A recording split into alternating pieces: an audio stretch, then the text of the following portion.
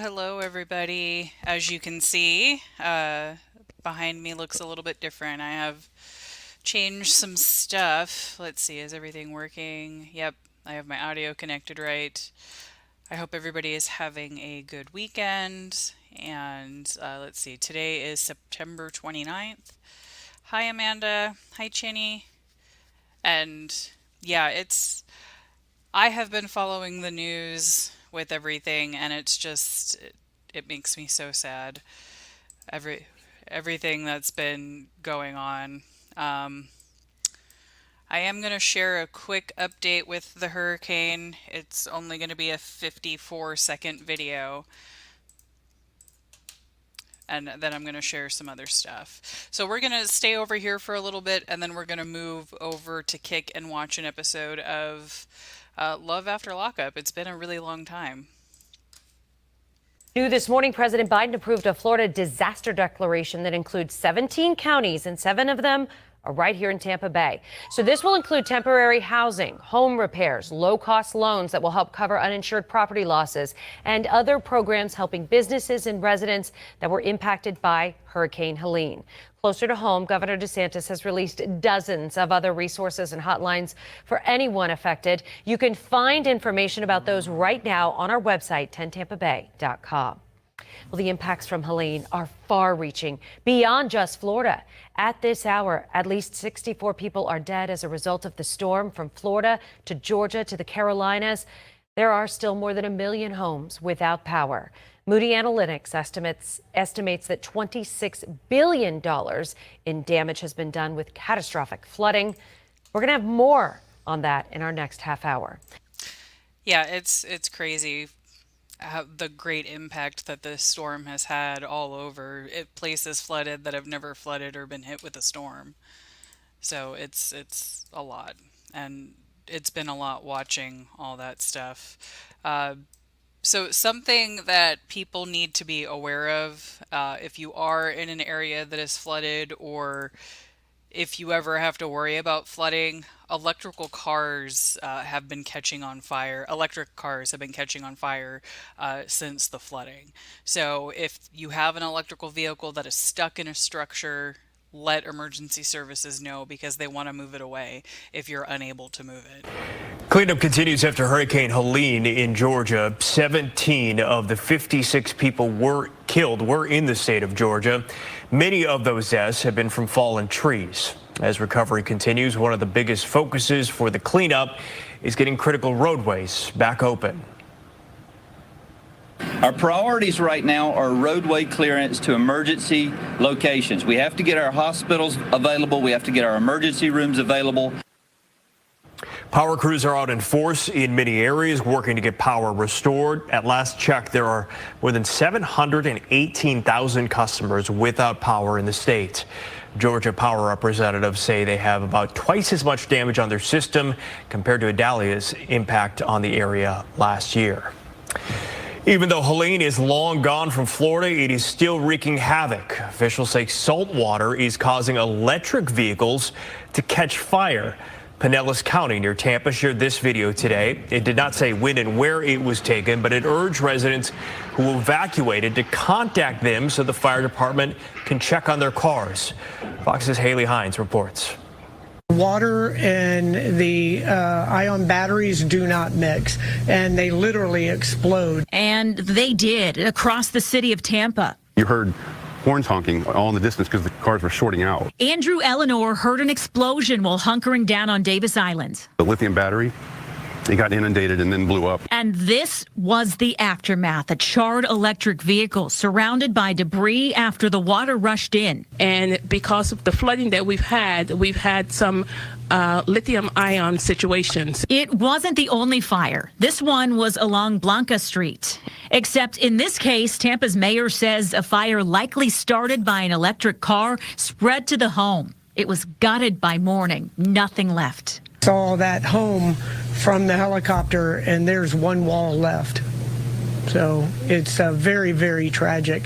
Fortunately, no one was hurt. A similar story in Seminole Heights. Tampa firefighters worked for hours to put this one out. Neighbors say water got in the garage with an electric car inside and a fire broke out. While it's unclear if the car was to blame, this serves as a warning for other owners. If you have any equipment, any scooters, any bikes, electronic bikes, electrical vehicles that have been submerged in salt water, please do not try to power that on. Haley Hines, Fox News. Yeah, anything with a lithium battery, if it got flooded with salt water, get it out of the home, because it could potentially, and that's terrifying, that can happen that way.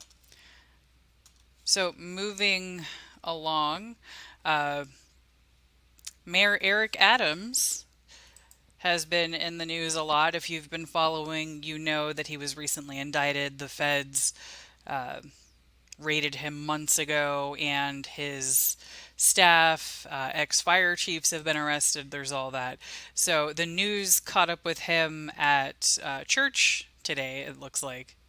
Heat on. Mayor Eric Adams taking his case to church. Adams telling a Queens congregation he is doing a lot of praying during this time. Fox 5's Jessica Formoso shows us what fellow churchgoers think about his appearance. 24 hours after Mayor Eric Adams pleaded not guilty to federal corruption charges, it was business as usual. I grew up in this neighborhood, and I know how important Allen, the Greater Cathedral, is. The mayor attending the Greater Allen AME Cathedral of New York in Jamaica, Queens, where he was scheduled to speak at the pastoral inauguration. Adams avoiding reporters' questions as he walked in, but did give a brief statement talking about his faith and spirituality. Right now, the power of prayer. And so I do a lot of praying, and I'm looking forward when I leave here to go on and continue to do what I do, moving our city forward. He was seen praying throughout the service, and although Adams didn't speak about his indictment, he did say this during his remarks to the congregation. We know there are going to be some good days, some bad days.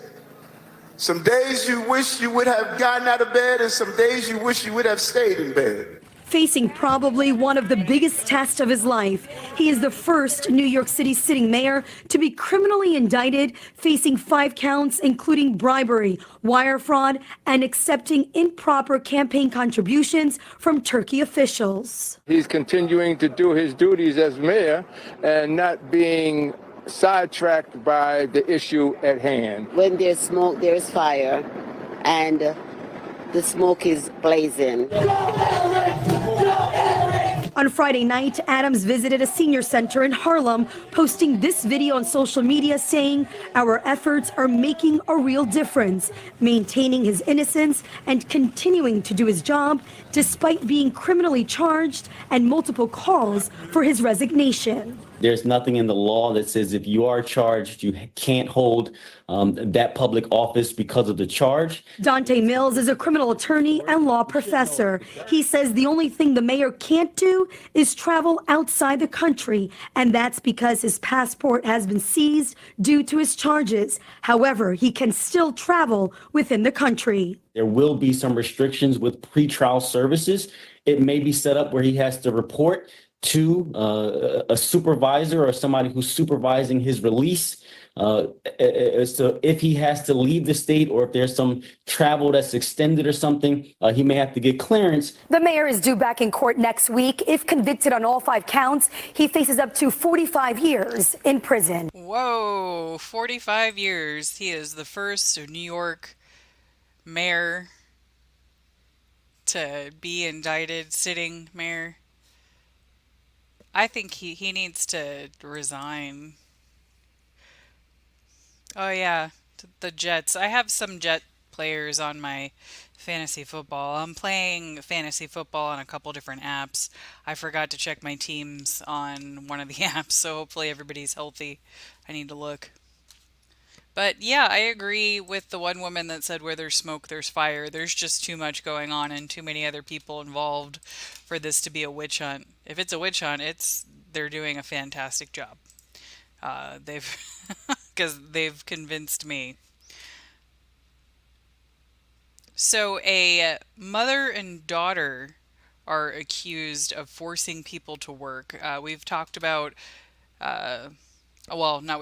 in school we learned about indentured servants. It's not something that you think that would be happening in this day and age, and it definitely still happens, sadly. And so if you notice something off or weird, definitely report it to somebody, because it's better to be wrong than somebody that needs help not get it. Good evening. Glad to have you with us. I'm Anna Katayama. First on Fox tonight, the FBI says it has cracked down on a disturbing case of human trafficking and forced labor here in Oregon. So far, 2 women have been arrested, a business has been shut down, and a family is in protective care. Fox 12's Spencer Schott has the story. According to the FBI, the 3 victims in this case were forced to work long hours for little to no pay at this adult foster care home. And then at the end of the day, they had to sleep on the floor in the living room. But the 2 women charged in this case say the whole story is made up. Did you have warrants for both of your arrests? On Monday, the FBI arrested 66-year-old Marie Velmont and her daughter Yolandita Andre at their home and business in Tigard. They are facing 7 counts of forced labor. According to court documents, in 2023, Velmont brought 2 adults and a child to Oregon from Haiti, promising a better life where she would rent them a house and they could make money working for her. The victims say that never happened. In court documents, prosecutors claimed the 3 victims were forced to work at this adult foster care home from 6 a.m. to 11 p.m., only making $2 a day. The home they were promised never became a reality. Instead, the victims told investigators they would regularly sleep on the floor. The FBI says the victims put up with this treatment for 10 months, and anytime they tried to leave, the victims say Velmont would throw things at them, threaten to deport them, or even put them under a voodoo curse. It's just like, it's insane that they could say these things about us right now. But Velmont and Andre say none of that is true. They had no schedule. They were able to move about as freely as they wanted to. Andre now believes all the allegations against her and her mother were a ploy by the victims to get a longer stay here in the U.S. overheard conversations. They said something about like a T visa, and then I would research that. It's like a program that you're a part of for maybe 3 or 4 years. Then after that, you can apply for a green card, but you can only get it if you can show that you were a victim of abuse and you've cooperated with the police. While the suspects Volmont and Andre were released from jail pending trial Friday afternoon, if they are found guilty of these forced labor charges, they could be facing up to 20 years in federal prison. Reporting in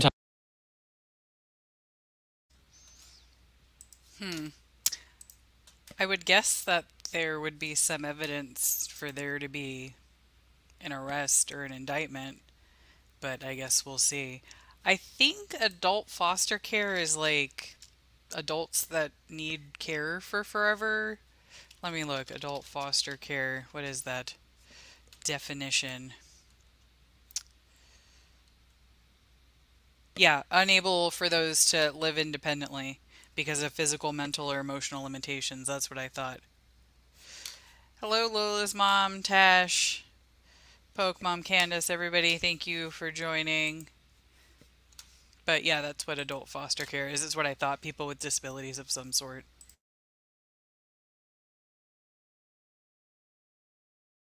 And next, we're moving to Philadelphia, where somebody that was unhappy with an order did $8,000 worth of damage.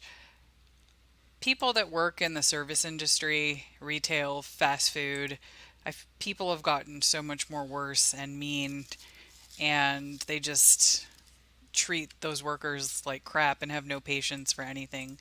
Mistakes happen, and whenever I've had an issue, they fix it when I ask.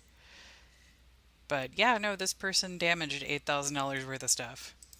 And now the details. Surveillance video capturing a woman absolutely trashing a Crown chicken in North Philadelphia because she was angry about her order. She jumped the counter, ripped out registers, even threw garbage cans.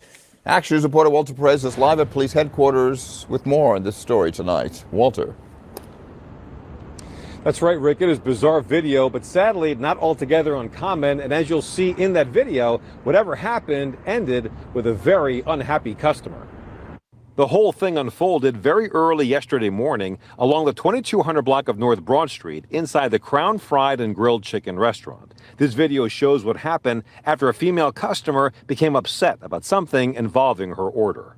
Upset enough to go on a rampage. By the time she left, the suspect had destroyed enough of the store interior and broken enough electronic equipment to leave behind more than $8,000 in damage. Unfortunately, this kind of behavior is not altogether unusual. The Action News data journalism team reports 785 cases of vandalism and 746 assaults at retail stores and restaurants so far this year in the city. And those numbers are pretty much on par with last year. We spoke with people near City Hall who say they've noticed people becoming more and more testy these days.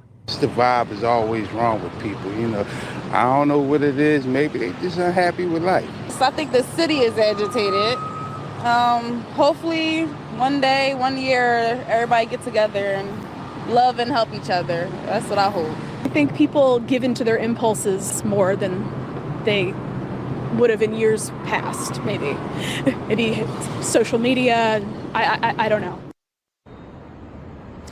Now, that woman could face any number of charges, including vandalism, making terroristic threats, maybe even assault. Now, if you recognize the woman in that video, please contact police. Reporting live. Yeah, I agree. I feel like people are just angrier all over the country, like not just in Philadelphia, every city that there is. And it doesn't matter what it is, if it's food or if it's retail. If they don't do what the person wants them to do, then yeah, they flip out. They treat people like crap. That's why I don't even honk. No, she just said they were talking about, because the police gave the statistics, like over 700 incidents this year. So there's been an increase. So the city is agitated, not just that woman. Oh yeah, I got a lava light. Wait. No, this way. Lava lamp, elephant. Yes. Nope. Nope. It's mirrored, so it's not mirrored. So yeah. Yesterday I hung up a bunch of stuff and put some stuff together. I have a bookshelf over here, and then I have a collector's glass case that's put together that I have to put some stuff in today. And this I've had for months. I just never put it in the frame. Um, So I have some other stuff that I need to hang up too. So I'm only going to do one episode when I do go on Kick. One episode of Love After Lockup because I do have things to do. So if you're following me on Kick, after I end this live, I'm going to go on live there too. I tested it already, made sure it works. If you're not following me on Kick, then I just put my link in the chat for the link tree. That has my link to Kick on there. Because Kick I can show stuff that I can't on YouTube because then I'll get banned. Let's see. Let me delete something. All right, so I'm going to move over to the list that I had made for Friday that I didn't get to finish. So I'm going to play a few of those videos and then I'm going to move over to Kick. So I have 1, 2, 3, 4, 5, 6, 7, 8 videos to show before we move.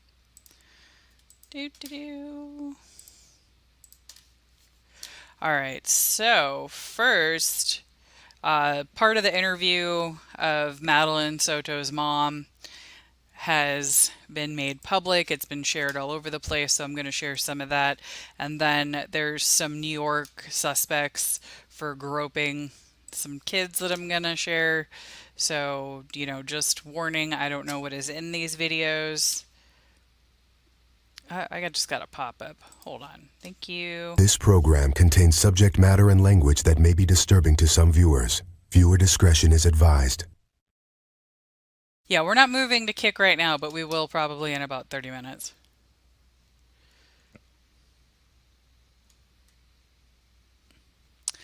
All right, so first is going to be the Madeline Soto's mom video and then the suspects that they're looking for in Queens.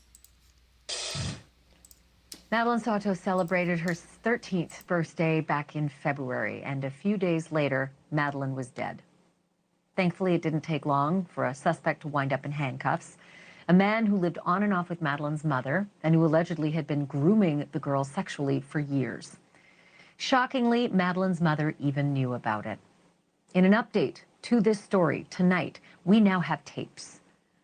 We can see and hear how these two adults in Madeline's short life explained themselves to the police. The Orange County, Florida sheriffs released the video of the interviews that they conducted with Stephen Stearns, the man now charged with Madeline's murder, and with Jennifer Soto, Madeline's mom. Here, Jennifer explains why she allowed her little girl to have, quote, slumber parties with her 37-year-old boyfriend. She would sleep in the middle, I would sleep on this side, he would sleep on the other side. It wasn't until June that he got his own bedroom and I sent him upstairs. That's where the requests for sleepover started. Okay. And I kept telling her no. I'm not comfortable with that. I'm not comfortable with that. I think I can count on one hand how many times that's happened, and it hasn't been many times that I've allowed her to have a slumber party with him, to be alone in the bed with him. Slumber party, she calls it. Besides first-degree murder, Stearns is now charged tonight with 60 counts of sexual battery, molestation, and child pornography. Here's a little bit of his police interview, and keep in mind this was done before Madeline's body was found. Do you have any idea where she may be? No. None whatsoever. Okay.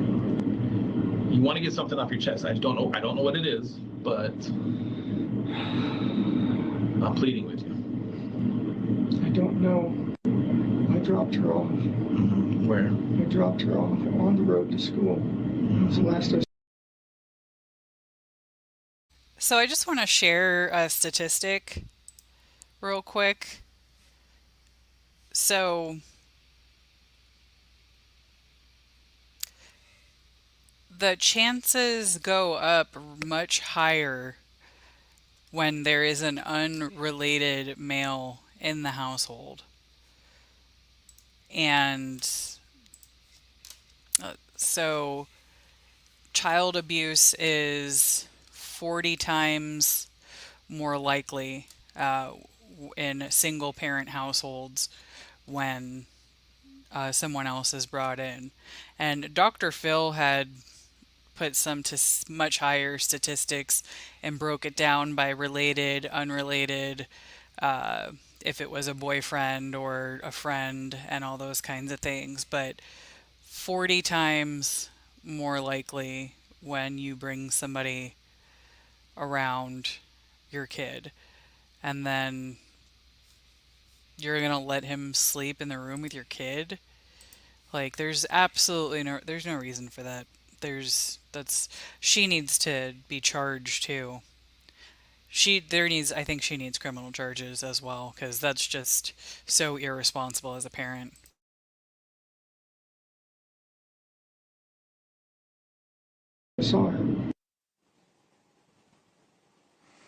I want to bring in my friend and longtime.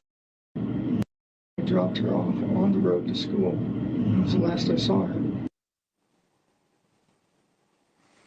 I want to bring in my friend and longtime trial attorney, Ann Bremner. Ann, thanks for being here. I'm a little tight on time because Suge Knight was breaking news here, but I have got to ask this question. Why hasn't the mom been charged in this case? Exactly. One thing I was thinking is grown men don't have sleepovers. We said that in the Jackson trial, and here it is, a slumber party. You know, we had negligent homicide in Casey Anthony with neglect by a mom. It's pretty simple. She's aiding and abetting. She's ready to assist, all of those things. And she said it was okay. And now in retrospect, she said it was abuse. I mean, she recognizes that, but she said that's not as bad as the murder. That's what she said in her interview. So I think they said it's open, right, Ashley, that it's still an open investigation. Me thinks that they're looking at her. So I do want to ask you, she had something called derivative immunity. What is it? And does it keep her clean as a whistle, or could she still be exposed? No, she's basically got, it's very narrow in terms of the use, like use immunity. She doesn't have blanket immunity from charges. So she's not out of the woods. And it's a death penalty state in Florida. The jury doesn't even have to be unanimous. Of course, they're looking at death penalty for him. She could be looking at it too.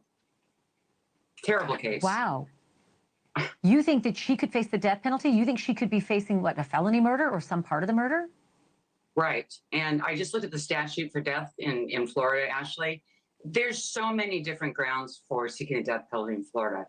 It's unbelievable. You know, when Ted Bundy would ask his lawyer, who's my ex-husband, where should I go that I would get the death penalty, he said, go to Florida. Thanks for watching. Go to joinnn.com. I mean, good. She kind of needs something. I think she at least needs to go to prison.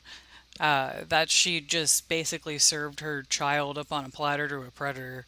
I think any parent that does that needs to be held liable, criminally charged, because her daughter would still be alive had she not allowed that. And like, what grown man is going? That's disgusting.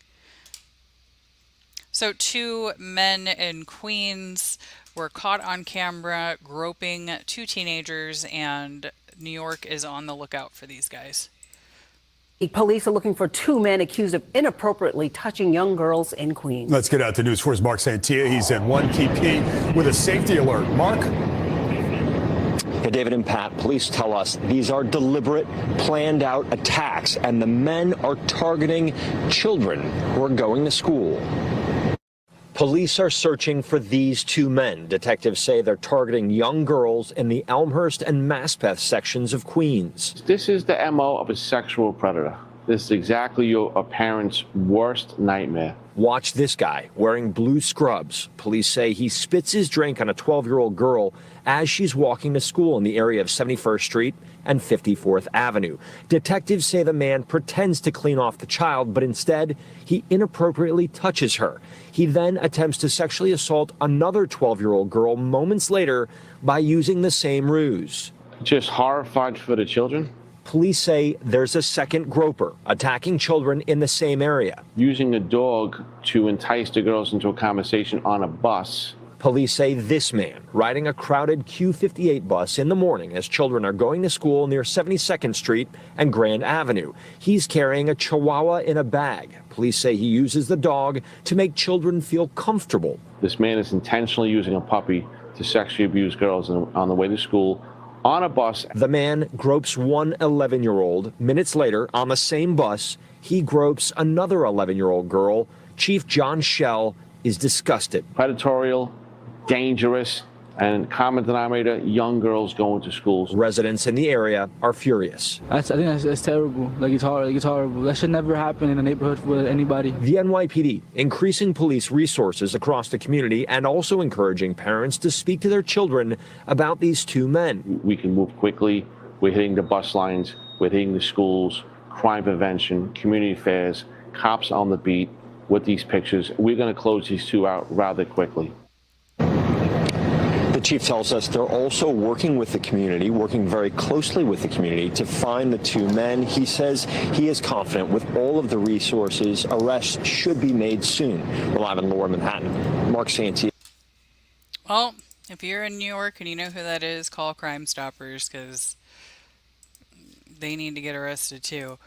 I love when people in New York come together to catch people. I've seen that a few times where they've taken down rapist and a murderer at one point. Like the police had to have a whole crowd to hold them back.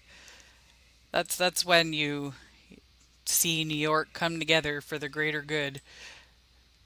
I'll have to find some of those videos because I've showed them before, and especially when these guys tackled a guy that had attacked some kids in a park. That was pretty awesome for them to come together. So there was a soldier who ran to North Korea. Yeah, why he would want to go to North Korea, I'm not really sure, but he decided that it was a good idea to go to North Korea. So he has recently pled guilty. There's been charges against him. He got in really big trouble for that. So don't run into North Korea. Definitely do not do that. That is pretty low on my list of things to do. We are following breaking news this hour out of Texas. U.S. Army soldier Travis King, who ran into North Korean territory last year, has just pleaded guilty to 5 counts, including desertion. NBC News correspondent Kathy Park is following that breaking case for us. Kathy, can you remind us what we know about why Travis King decided to run into North Korea, and what did he just plead guilty to? Hey, Kate, good afternoon to you. So let me start with those charges. He pleaded guilty, 1 count of desertion, 1 count of assault on a non-commissioned officer, and 3 counts of disobeying a superior officer. And we should point out that this is all happening in military court, a court-martial, so no cameras allowed in court. The judge ruled earlier today, no laptops either. So we do have a producer who is monitoring the proceedings very closely. Right now, they are on a break, but that is the latest news. But as far as how we got here, this incident all unfolded July of last year when Travis King, he was apparently with a tour group in South Korea at the time when he decided to dart across the border to North Korea. Obviously, he was detained right away by North Korean officials, and he was held for roughly 2 months and then later expelled and then handed over to U.S. custody. But even before he did this, he was facing a number of other charges stemming from allegations of assault as well as damage to public property. And he spent time in South Korea related to those charges, spent about 2 months in a South Korean prison, and then he was released. But shortly after that, he was being escorted by military officers to the airport. He was supposed to head back to the U.S. to face further disciplinary action. But at that time, he apparently linked up with the tour group, went to that demilitarized zone or very close to it, and then decided to cross over. And obviously, that's kind of how we ended up with this hearing today. But he accepted a plea deal last month and decided to plead guilty to those 5 charges ahead of today's hearing. All right, Kathy Park for us. Kathy, thanks. Yeah, that's crazy. Thanks. Yeah. I guess he was just trying to get out of getting in trouble, and he was going to stay in North Korea. How does he get away from the military people that were escorting him? How did he link up with a tour group? Like, how did that happen? So, Austin police have changed their crime response policy, and people are pretty upset about it. Right? Is this Austin? Let me just make sure. Hold on. Hold. And businesses alike are spending some. Nope. Albuquerque. Sorry, not Austin. Albuquerque. Because I was looking at the news channel. I'm like, I don't recognize that news channel. So I'm sure Albuquerque is experiencing a higher volume of break-ins and alarms. So the Albuquerque police changed their policy if they're going to respond with calls. So if a home or business isn't permitted with the City of Albuquerque's false alarm reduction unit, or they don't provide a permit number during dispatch, the police will not respond. That sounds like a terrible idea. Like, I'm going to assume in some emergency, people aren't going to, remember their permit numbers. Emergency is an emergency. That sounds terrible. All right, Albuquerque. That's probably something Austin would do, too. Hi, Missy. Some pretty big money just to protect themselves from crime across the state. We're talking security systems and alarms, and naturally, they have an expectation that police will respond. But Hour 4 investigator Brittany Costello discovered a new policy here in Albuquerque that means there's a good chance officers will not show up when an alarm is triggered. This is exactly how it's supposed to play out. An intruder caught tripping an alarm system. Sometimes what happens next is even caught on camera when an alarm goes off. Businesses and homeowners often depend on a monitoring company to call for help. They're counting on us to dispatch to send someone there. Nicole Board-LeMay with local provider Advanced Security Integrated noticed a kink in the information flow in August when dispatch refused to send officers first to a panic alarm, then a burglary alarm. It's still my reaction. What are you talking about? I mean, it's ludicrous to me. It's part of a shift in Albuquerque police response. Right there in her own reports, the business was not properly permitted. If there's no permit for the alarm, we don't respond. Deputy Chief J.J. Griego says city ordinance requires all alarms, fire included, be permitted through the city's false alarm reduction unit. In our review of city records for this year, we discovered less than 20% of businesses and homes with systems are properly permitted. Almost 70% of commercial properties with alarm systems would not get a police response. When we started analyzing data that showed how much time we were spending on false alarms, and as the number of officers was reducing during that time frame, we had to look at better allocating our services. APD data shows 99% of alarms last year were false alarms. Scott Cloninger says he was one of those, and the data doesn't tell the whole story. They dinged me for a false alarm call. What was it like looking at that notification? It made me quite angry. In fact, it made me angry enough that I declined to renew my alarm registration. I'm not going to send this city a nickel if I don't have to anymore. It was last November when someone broke into his Motopia shop for a third time, broke through this wall, and cleaned him out. It triggered his alarm, but crooks still had time to make off with 70 grand worth of merchandise. Cloninger says police never showed up. What's the difference? You're not responding anyway. To him, the policy means property crime continues to take a back seat if police don't show up. Yeah, they might have caught this gentleman in the act. They could have stopped the second 2 robberies here and countless robberies at other facilities in the city. But Cloninger and other business owners do agree on one thing. So you would agree then that false alarms are a serious problem? It's a major issue. It's a major issue. Imesh Vaidya is CEO of Premier Hospitality. He has alarmed his hotel in Albuquerque, his business office, and his home. The last thing I want is the criminal activity in Albuquerque or the state to know that the police are not responding to alarms anymore. Records we obtained from the false alarm reduction unit show his home is unpermitted, but he sent us proof he's paid in full. Board LeMay worries about that same kind of mix-up, now reminding her own customers to double-check their accounts. The customers want answers. Are you coming to their alarm? The answer is no. Not if the system is unpermitted, and not if someone has more than 10 false alarms in the last year. There's always a risk, but the ordinance does require the alarm to be permitted. There is a risk that the 11th alarm might be an actual alarm, but the risk we also run is that there's another more serious call that's happening in Albuquerque that I'm diverting resources to go to this false alarm. Brittany Costello.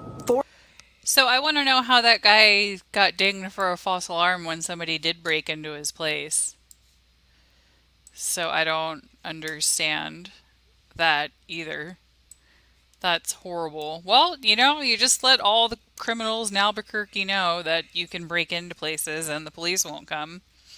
That's great. That's wonderful. And that's really scary to see that somebody does have a permit, but the police has it as no. That's terrifying.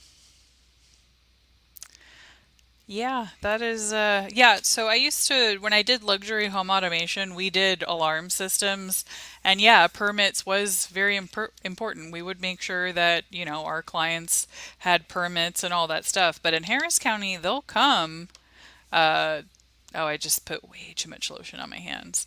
They'll come, permit or not, but they'll give you a ticket if you don't have a permit. They'll still come, though. I think that's a bit ridiculous to, I don't know, maybe have a different unit to drive by and see if somebody's breaking in or something. But yeah, the window things that go off if the window gets opened, those can get loose, those can cause issues. If you have an alarm system, it's very important to make sure that it's in good working order and things aren't loose. And if you do have a broken part, to fix it, because you don't want false alarms. But if you have an alarm system anywhere, make sure it's permitted so you don't run into any issues. That's absolutely insane. That's terrifying. And apparently 99% of them are false alarms, but it doesn't look like they're classifying it correctly.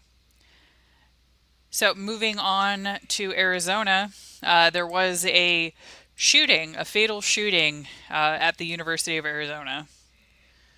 City police say the shooting happened on the volleyball courts outside the Arizona Sonora Residence Hall last night. Police say there appears to have been a fight that led to the shooting. Officers arrived on scene just after 11 o'clock. There, they found Minhaj Jamshidi lying next to a car, and he died at the scene. Several witnesses on scene told police they were trying to help him get to the hospital. The shooter ran from the scene. Classes were not canceled today. Campus police say it's because this was an isolated incident and there was no longer an active threat. But take a look at your screen here. This is an image of the suspect and was taken last night by a witness. He's described as being 6 feet tall, 19 to 25 years old, dark skin with dark curly hair and facial hair. He was last seen wearing a white short-sleeved t-shirt with tan shorts. Witnesses say the weapon he used was a small black handgun. Now, less than a month into the fall semester, safety is already top of mind for many students. 13 News reporter Raya Torres spoke with students on campus about their overwhelming feelings. Last night, a Pima Community College student died here at this volleyball court. In the brick building behind me, there are windows of dorms facing these courts. Tonight, U of A students tell us they're feeling unsafe. I feel like it's a lot to process, everything that happened, especially with it being so early into campus. Within a month of the start of classes, PCC student Minhaj Jamshidi was killed outside a dorm. PCC Chancellor Jeffrey Nassi said in a statement, "The loss of one of our students is incredibly painful. As a community, let us come together to support one another with compassion, strength, and understanding through this difficult time." PCC is offering counseling and support resources to students and faculty. Police are still searching for a suspect who shot Jamshidi. The University of Arizona Police Chief Chris Olson addressed the shooting in a video released Monday. I'd like to reassure our university community that law enforcement is working diligently and cooperatively with our regional partners to identify and arrest the suspects shown in the Cleary timely warning. Chief Olson says the investigation suggests this is an isolated incident and additional officers will be deployed around campus. But students are still left on edge. I always hear news about it around the world, like kids shooting. I just never thought happening in my school, so it was just a real shock. The event comes about a month before the 2-year mark of the shooting of Dr. Thomas Meixner on campus. Meixner was fatally shot by a student in his office. Knowing that a shooting can happen at any moment on campus makes me worry about my life and other people's safety, and makes me wonder, am I even safe to go to class? Students say that they received the alert about 30 minutes after they initially heard gunshots. They hope that if this incident ever happens again, they receive quicker notifications. They should have closed the school at least for a day. Like, at least one day. You know, geez. Let's see. Like, somebody literally died there. Why is this being like this? Alright, what else? Okay. I'm going to play some other videos in a different playlist. I lied when I said the amount of videos that I have left. I have more.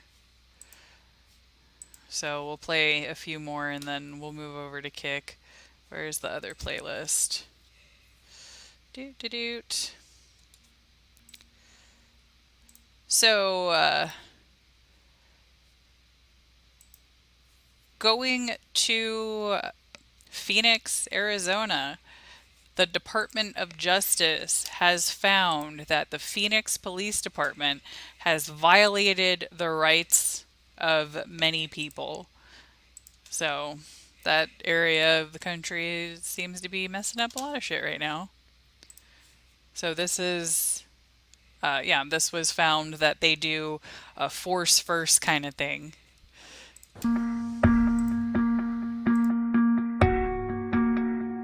Over the last few years, Phoenix has added crisis teams who can respond to 911 calls involving people with behavioral health problems who are nonviolent and non-threatening.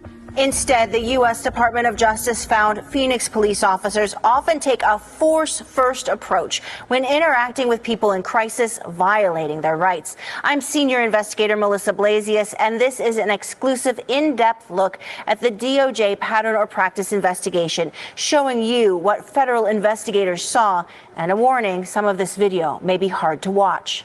Scan the QR code on the screen to follow along in the report. Today we're looking at pages 87 to 99. Phoenix police officers default to using unnecessary force and fail to call for specialized assistance when appropriate. According to the DOJ's analysis, at least 10% of Phoenix police calls involve someone with behavioral health disabilities. That's someone with a mental illness, substance abuse disorder, intellectual and developmental disabilities, or a combination of these. The report said in many circumstances, a person experiencing the effects of a behavioral health disability should receive a health-centered response, but the city and Phoenix PD have failed to make important modifications necessary to avoid discriminating against people with behavioral health disabilities. We're just going to help you out, okay? The federal investigators conclude the treatment violates the ADA, that's the Americans with Disabilities Act, as well as the individual's civil rights. This is Phoenix police body cam video of an incident from the report. A man who reportedly tried to hang himself in his apartment. Hey, what's going on, brother? No. When the man returned, an officer immediately grabs at his arms, follows him inside, and corners him, tackling him when the man tried to lock out a second officer. That second officer, who is trained in crisis intervention, also tackles the man. The man was booked into jail for assaulting an officer and criminal damage for throwing his own phone and breaking it. People are stupid. You don't even know basic psychology. According to the DOJ report, the duty to avoid confrontational tactics and accommodate a person in crisis is not diminished when a person fails to immediately follow commands, reacts poorly to an officer's arrival, or behaves unexpectedly. In another case, officers arrived to transport a man for a mental health assessment. The order said the man had schizophrenia, was hearing noises, and that his mother was frightened. According to the DOJ report, neither officer made routine attempts to talk to the man. Instead, they grabbed him in less than 10 seconds. Wait a minute. Don't touch me. Get away from me, man. When the man pulled back, the officers tackled him, put a knee on his neck for over a minute, and placed him in leg restraints. I want to go to jail, please. The DOJ found officers criminalized the effects of his disability and took him to jail, accusing him of aggravated assault on an officer. The county attorney later dismissed the charges. The DOJ also found when officers followed their training, Phoenix PD violates the ADA, saying all new officers attend a mental illness awareness class, which erroneously teaches that people with bipolar disorder are dangerous to responding officers, prone to unprovoked violence. And in a supervisor's training, DOJ observers said, "We heard a trainer describe a behavioral health disability as a pre-attack indicator, a signal that an officer should be ready for an attack." This morning she flipped out. In another case reviewed in the report, a mom who called about her 17-year-old daughter said she had made suicidal statements, then left the house. Officers located the teen. You know, we have responsibilities of how we have to handle things as well. I don't care. I just don't like police. You guys act like you have such Okay, authority. well then. The DOJ notes within 5 minutes of finding the girl, who was calmly answering their questions, Phoenix PD officers grabbed and handcuffed her. There's no reason to make this into a big scene. You gotta go home. Stop touching me. Just stop. Instead of getting treatment, the girl got arrested for breaking a picture frame at home earlier in the day. DOJ investigators noted that they did see officers treat people with behavioral health disabilities with respect and compassion. And the DOJ report did include one example where Phoenix PD requests a mobile crisis team. You're gonna go with them. That incident was resolved without arrest or use of force. And the DOJ says Phoenix police should reform policies and procedures to encourage greater use of these specially trained teams to ensure people in crisis, whenever possible, receive a health-centered response. You can see our full series of videos on the DOJ report now at abc15.com/DOJ. I'm Senior Investigator Melissa Blasey. Yeah, there's a lot that goes into this. Police see people that are faking and then they use mental health as an excuse. And then there's people that are actually in crisis. Some of the police aren't trained, some of them are.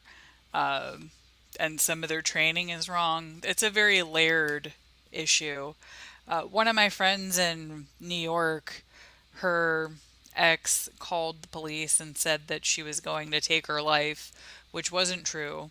The police did not ask her any questions. They completely believed her now ex-boyfriend and just immediately went in the bathroom and grabbed her. And she freaked out, which, yeah, I'd probably freak out too. And then they took her to a mental health place. And she told me all about it. And it was a very terrifying experience for her because she shouldn't have been there. But, yeah, and some police just don't have the training. We definitely need more mental health response teams. There's not enough, especially in the bigger cities. There's only a few. It's a very sad situation. We're in a mental health crisis. There's more and more people with mental health issues. We don't have enough police to deal with crime, let alone deal with people with crisis. And we don't even have a system.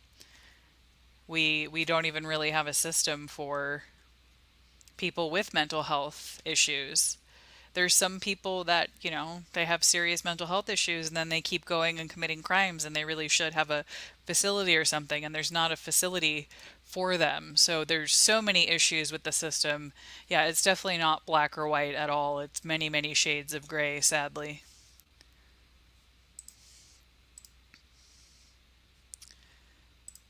Oh, they added a new button. You can change the view. I don't like it. So, another Phoenix story. A drive-through drug pickup for drugs and prostitutes. A hotel in Phoenix was basically that, a drive-through and easy access for drugs and hookers. A Phoenix hotel has been shut down after an investigation by Phoenix police and the FBI after they discovered it's a hub for drug trafficking and prostitution. 12 News journalist Jade Cunningham joining us live now from the U.S. Attorney's Office. Tell us what they found there, Jade. Yeah, good evening. Again, this was a multi-agency operation with the Phoenix Police Department, FBI, and the U.S. Attorney's Office. There currently are several arrest warrants pending, and residents tell us that they are feeling grateful about all of this.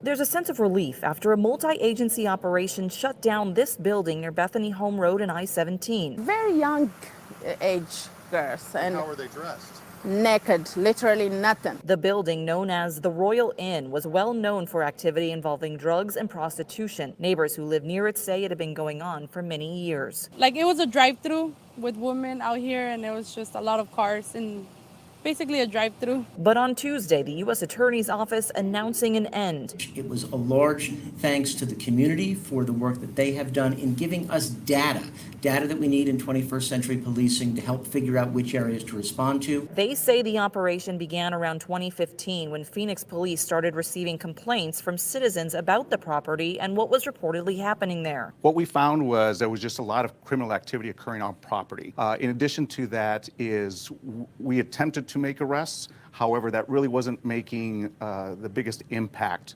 So we partnered with the FBI and the U.S. Attorney's Office, and today is a result of that investigation. Over the years, authorities went undercover, even making contact with the Royal Inn's owner, Varsha Patel, and manager Neelam Patel, multiple times to try and deter the activity. For several years, they were knowingly and willingly operating an establishment that facilitated the sexual exploitation of people and the sale of dangerous drugs in the community.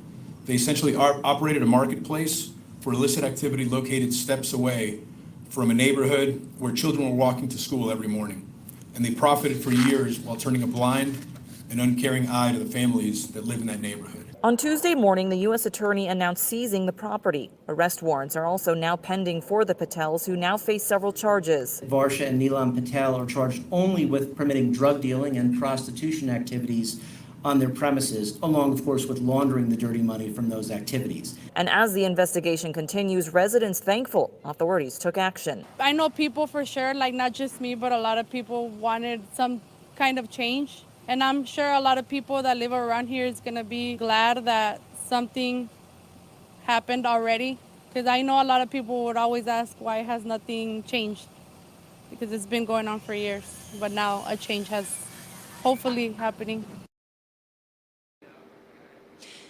Now, it was asked multiple times at this press conference today, why it took so long to get to today. And authorities told us that this was a very lengthy operation. There were a lot of moving parts to it, and they just wanted to make sure that they did it right. Now, again, the manager as well as the owner of this property, there are arrest warrants pending for them. There are 3 other individuals who have arrest warrants pending for drug sales. It's unclear at this time their relationship with this property, if any. But we are also told by authorities that there was a maintenance worker who was also arrested today for drug sales. This is a story that will continue to follow, so you can stay with 12 News on air and online. Reporting live, Jay Cunningham, 12 News. Yeah, it's incredible this is all going on. It seems like the whole neighborhood knew it was happening. It took this long. I would imagine they're very relieved to have this thing shut down, Jay.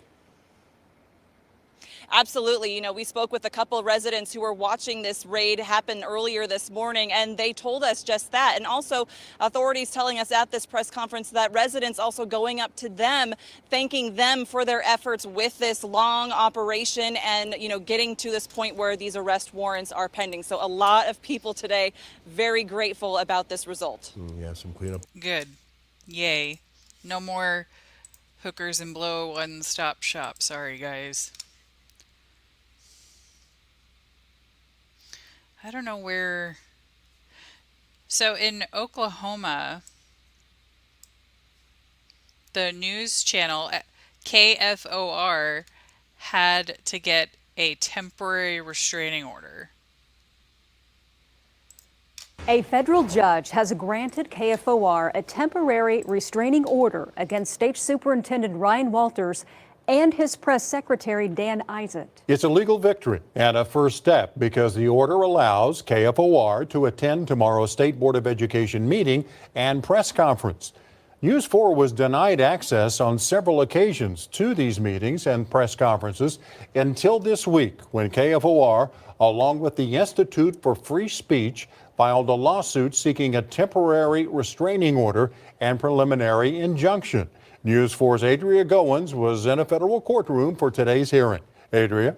Oh, the order bars Superintendent Walters and Dan Isett from keeping KFOR out of those board meetings and press briefings for the next 14 days. A federal judge made the decision, finding the state's justification to be a ruse after hearing from both sides in court today. Department of Education Press Secretary Dan Isett appeared in court Wednesday, sitting in the gallery. He's named in the lawsuit along with Superintendent Ryan Walters, who was not in the courtroom. Federal Judge Bernard Jones listening to arguments from attorneys on both sides during the hour-long hearing. Lawyers from the Institute for Free Speech representing KFOR, arguing a clear case of discrimination and a First Amendment violation. Defendants were very clear that the reason that they are denying KFOR entry into these press conferences and these board meetings is because they don't like what they're reporting. On multiple occasions, News 4 has not been allowed at State Board of Education board meetings and press conferences. The state told the court KFOR has been denied access because they, quote, do not report the truth. The judge responding by saying, quote, as a public official, you're not always going to like everything the media is saying, but that comes with the territory. It comes with the job. The state also argued the press room was at capacity and there were security issues. So many opportunities before and after the lawsuit was filed to say, well, here are the legitimate reasons why we're doing this. And instead, like I said in court, they've doubled down. Cameras are not allowed in federal courtrooms, but we did ask Isett if he had a reaction to the hearing as he was leaving, and he said, quote, no. We spoke with Oklahoma Attorney General Gentner Drummond about the case. Keeping KFOR, the oldest and one of the most reputable news agencies, out of press conferences seems to be the opposite of good government, the opposite of transparency and accountability.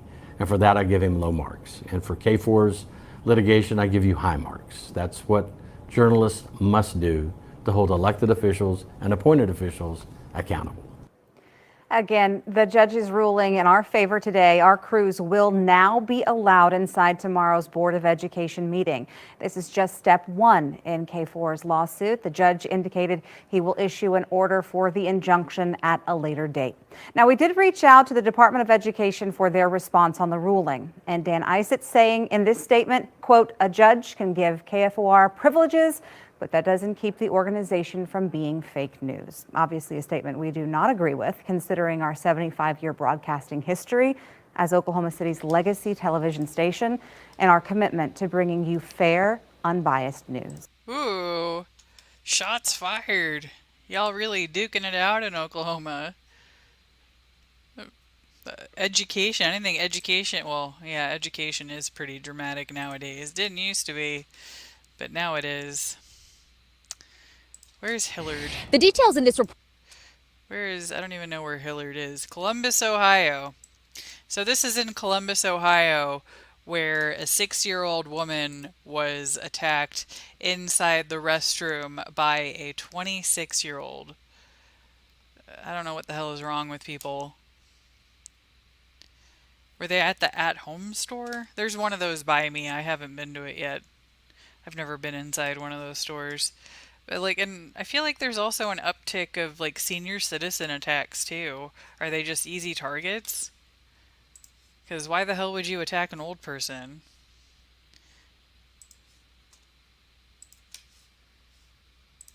The details in this report are disturbing. It's a situation you may never think you're in, but this incident has become a reminder to always be aware of your surroundings, no matter where you are.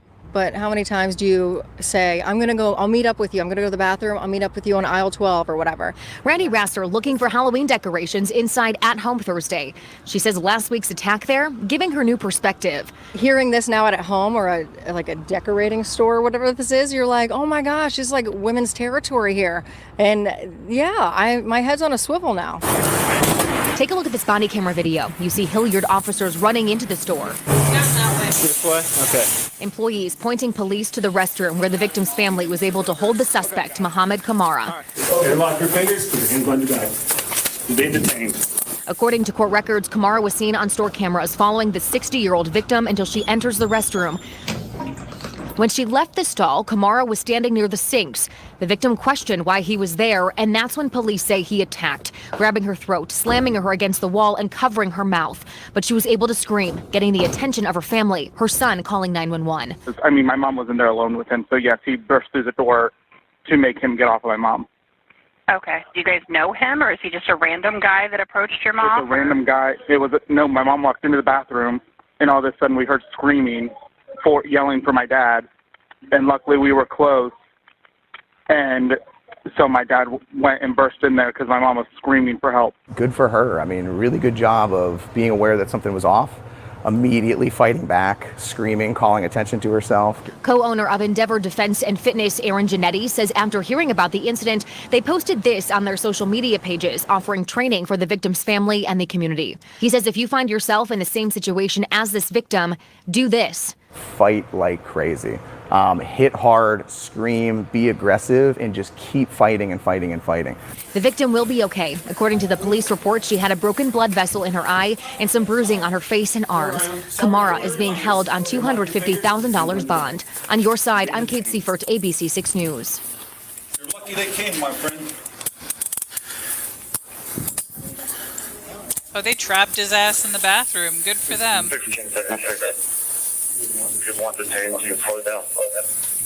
What's your name? Yeah. You have an ID on you? Oh, yeah, I think it's in my pocket. Okay. In your pocket, where's that at? Right here. Okay. On the right side. Right side? Do you have any needles or anything on you? If it's gonna hurt me? No, I don't have none of that. Okay. We'll be right out and talk with you guys here in 1 second. Wash my hands. Yep. Yep.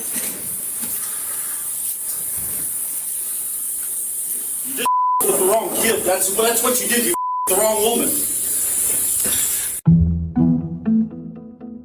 I like how polite he is when the police are there. Super polite to the cops. But attack a 60-year-old woman. Piece of crap. Well, I'm glad that the family was able to keep his ass in a bathroom. So a 17-year-old that was tried for a double murder and served time in prison, got out of prison. Guess what he's being charged with again? Guess what?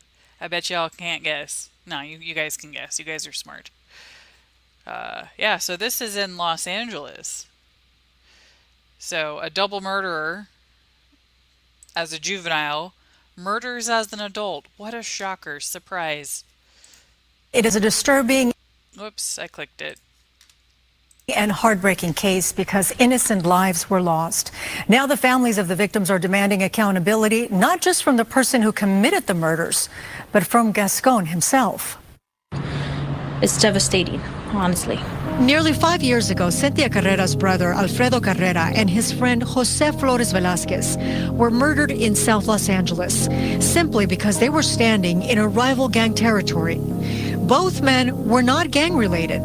Alfredo was about to be a father, and Jose was a student at UCI who had just accepted a job with NASA. This was a cold-blooded murder, and it wasn't just one person. There was two people here that innocently lost their lives for no reason. 17-year-old Shanice Dyer, a member of the East Coast Crips, was charged with premeditated murder by District Attorney Jackie Lacey and was set to be tried as an adult. That changed when George Gascon took office in 2020. The public needs to know what's going on. Michelle Hannessy is the president of the Association of Deputy District Attorneys in LA County. One of the many blanket policies that he dropped the day he took office was that no crime committed by any juvenile ever, no matter what the circumstance, would ever be fitnessed to adult court. So, Dyer was tried as a juvenile. She was in custody less than 4 years for 2 murders. It still is a very hard hit, and now that we come to find out that this person has committed another crime, has done this to another family. The same woman who killed Alfredo and Jose is now accused of murder once again, alleged to have aided and abetted in the murder of this man, 21-year-old Joshua Streeter. Retired LA County Deputy DA Kathy Cady is a victim's advocate. George Gascon refuses to take responsibility for the fact that his policies are what have resulted in this murder. He hides behind explanations that don't make sense. He did this reform to rehabilitate and give people a second chance. Ever since the incident happened, no one has ever reached out to the victims and say, well, what can we do for you? George Gascon declined our request for an interview, but his office stated that it is unlikely Shanice Dyer would have been transferred to adult court under any administration for multiple reasons, including she was under the influence of adult men, her lack of any serious criminal history at the time, and the absence of any previous opportunities to rehabilitate her in the juvenile system. We'll, of course, have the full statement up on our website. But again, these families are absolutely devastated. They're saying she should have been charged as an adult. Well, and it's noted that he's up for re-election right now. That's right. And That's the right. polls are showing that Nathan Hochman, his challenger, is leading in those polls, so we'll see. Yeah, and that's the problem with blanket policies. There's always an exception to it. Not every juvenile is going to grow up and be a productive member of society, especially if you're involved in a double murder. At 17, you're almost an adult, too. It wasn't some 12-year-old that did it. There's a big difference. All right, so I got a couple more videos, and then we're going to move over to Kick. So if you're not following me on Kick, definitely give me a follow there. I'm going to put the link in again for my link tree. The Kick link is on there somewhere. So the next story I have is another scam that you got to keep out for. But this one is a babysitting job fraud. So, you know, if you got kids that are doing babysitting jobs and stuff like that, definitely keep them aware and let them know about this too. But we begin with this. An innocent attempt to get a babysitting gig leads to a concerning discovery. A 16-year-old girl agreed to the job posted on Facebook, only to find out the house she was supposed to show up at was vacant. I'm Sheba Russell. I'm Jason Martinez. Police in Chester County are now investigating the case of potential fraud. So, Kelly, what happened here? Well, Jason, these Facebook groups can be a great resource for not only finding childcare, but also for landing a job. And that's exactly what this 16-year-old girl tells me she was trying to do when she reached out to a woman who posted asking for a sitter for her young girls. Fortunately, this very savvy teenager did her research. 16-year-old Maggie Drozdowski loves to dance and dress up and wanted some extra side cash. I joined a Facebook group. It was my first time doing that and gonna babysit someone like I didn't know. She says last week she responded to this post in a local babysitting group that said, I need a babysitter for my kids, both girls, 1 and 3 years old, and I would like you to take care of them like yours, offering $25 to $30 hourly. I mean, it was good hours that she put out, and it was one of the first ones I saw too, so that's why I picked her, I guess. Kids are so cute. Yeah, and the kids are really cute.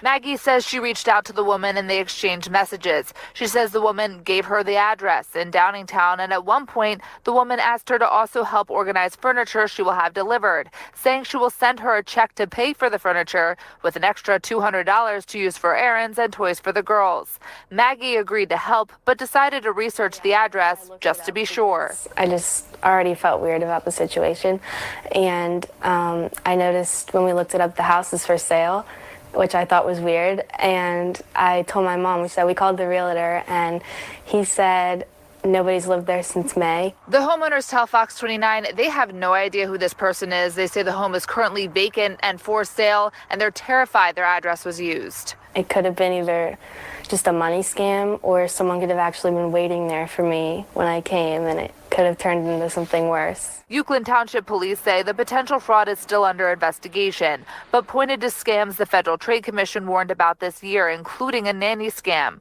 Warning, don't believe any story about why your employer sent you a check for more money than you expected to be paid. I think everyone should be more aware before they apply to these and look into it. But there are some dangerous people in these groups too, because they're really big. So, I mean, I wouldn't say don't use them. They're good. Just be careful.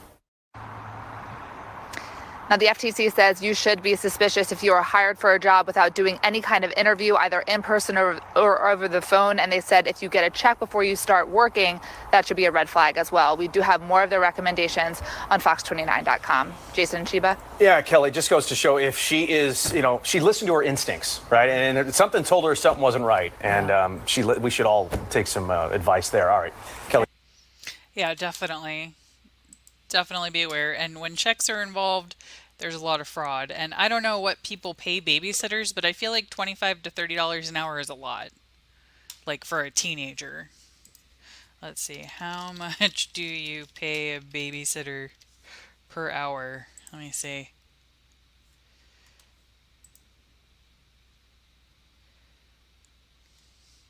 Well, I guess it depends on the state. I don't know that I trust, but this website Nanny Lane says $14 an hour. So I guess for 2 kids, right? But people look for babysitters on Facebook. Yeah, that's not uncommon. But yeah, don't trust anything with checks. And I'm a little bit more worried that it was something more nefarious, like if she would have showed up at that address. So a drone operator was able, minimum wage, not in Texas. Texas minimum wage is $17.25. Not 17, $7.25. Minimum wage in Texas is $7.25. Texas, I don't think Texas will come anywhere near $15 an hour in a long time. Anyway, a drone operator was able to use the drone to help find a missing 10-year-old in the woods. So this is one of the good things with technology helping out. A 10-year-old girl is curled up in the woods. Is she sleeping? Or has something terrible happened to her? Little Peyton has a history of sleepwalking, but never like this. Authorities say she wandered away from her home, apparently in the throes of a sleepwalking episode. What followed was a desperate search involving law enforcement and dozens of volunteers. All they had to go on was this haunting image of Peyton in her pajamas, taken from a trail camera set up by hunters. Josh Klober was at his home in Arkansas when he heard the breaking news about the missing girl. A drone pilot, he packed up his gear and raced to Louisiana. And it wasn't just any drone. Klober's drone is equipped with a thermal imaging camera. It's obviously at night, and we're looking for heat. It took just 30 minutes before he spotted something. It was Peyton. He zoomed in. There she was. Look, her shoe is missing.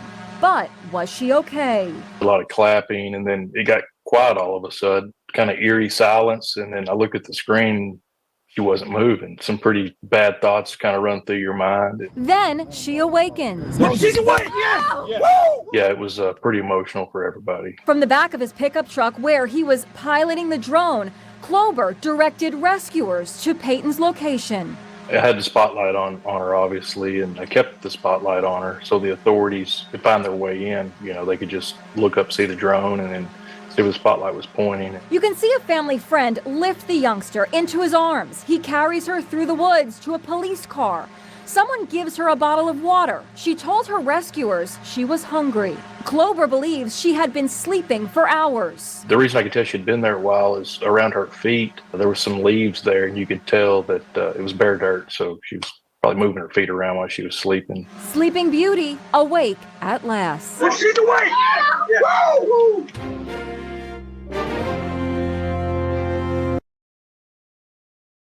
I love that excitement.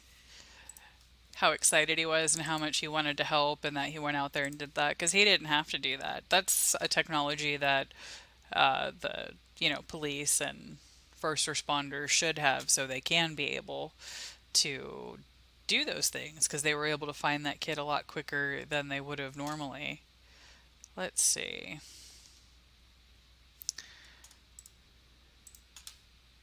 So I have oh my gosh. Can I pause this? Yes, I can. Okay. Pause. Alright, so I have a video of a seal being rescued and then being grumpy with his rescuer. Can I make it bigger? No. Yeah.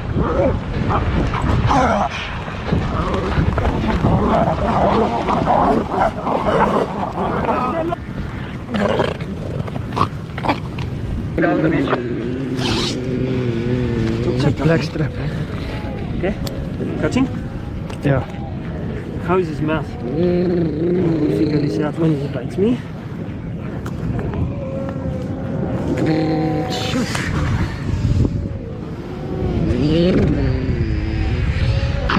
puppy, puppy sorry, called you puppy for nothing. I know, you don't. It's okay. I know, it's okay.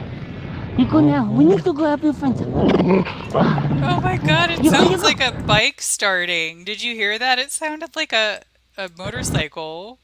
No, go back. Go help your friends. You go. Oh, what a little cute thing. Oh, I'm glad he got rescued. Yeah, I know. I heard that they bark, but I didn't know that they growl and stuff too. So they really are the dogs of the sea. So I do have one last video that I'm going to share. It's an old one, but it's a good one. Well, when you're on lunch break Wait, at work. hold on. I gotta play my little graphic.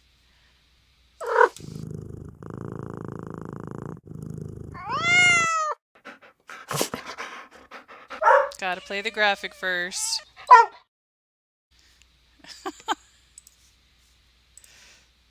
Well, when you're on lunch break at work, it makes sense that you might get distracted, get called away, but then you come back and find that someone has stolen your meal. Wouldn't be a good feeling. Reporter Faraz Javed tells us a little more about how one Michigan police officer's sandwich disappeared and who the culprit was. Nearly 40 officers serve the Wyandotte Police Department, upholding the law to the T. But now one of their very own is being accused of a deplorable act. It's usually not something another officer would do. Officer Kate Barwig has been on the force for 5 years. The 28-year-old tells me that the incident happened in this break room during lunchtime. Get out my lunchbox, get my sandwich out. I take 1 or 2 bites of it. Officer Barwig immediately gets called to assist with an unruly prisoner. Upon his return, Officer Barwig was shocked to see his salami Munster sandwich gone. Then I realized Ice was up here. Officer Ice. I knew that was kind of his track record. Officer Ice has been on the K-9 unit for 11 years. The German Shepherd is a decorated cop who has assisted several federal agencies. Detective Sergeant Ken Grote says Ice also has hundreds of drug busts under his belt. He found over a kilo of heroin in a wall in a house in Detroit. The Wyandotte Police Department posted the incident on social media, noting that Officer Ice has pleaded the fifth and asked for public opinion. The post since has gone viral, with thousands of likes and over 8,000 shares. Lieutenant Neil Hunter tells me folks believe Officer Ice is being framed. Everybody says the face says it all. He's innocent. He's got a handsome face, and he just couldn't do something this heinous. Now, pretty much every day, Officer Ice receives treats and toys not only from Michigan, but from around the world. He also received his own sandwich. Where are we now with this investigation? The public spoke. His attorneys have spoken, several of them, more attorneys than I've ever seen a defendant have. And he's been cleared of all charges, and he's back to work. However, for Officer Barwig, justice may never be served. It's different being the victim and just knowing you might not ever get that piece of item back or even food back.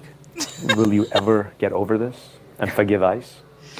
Yeah, I forgive him. He's done a lot of good for the city, and maybe he deserved a sandwich. Maybe not my sandwich, but maybe a sandwich. I love his badge. I love his little badge. Oh, that's so funny. That's hilarious. Well, so I'm going to move over to Kick. I'll get started there in a little over 20 minutes, so at 2:15 my time. So I'm Central Time, so 3:15 Eastern Time. And we're going to watch one episode of Love After Lockup. So if you're not following me on Kick, please do so. And so that'll be it for today on here. So hopefully I will see you guys on Kick in a little bit. Because like I said, I can show other things on Kick that I can't show here, unfortunately. But I will be back tomorrow morning.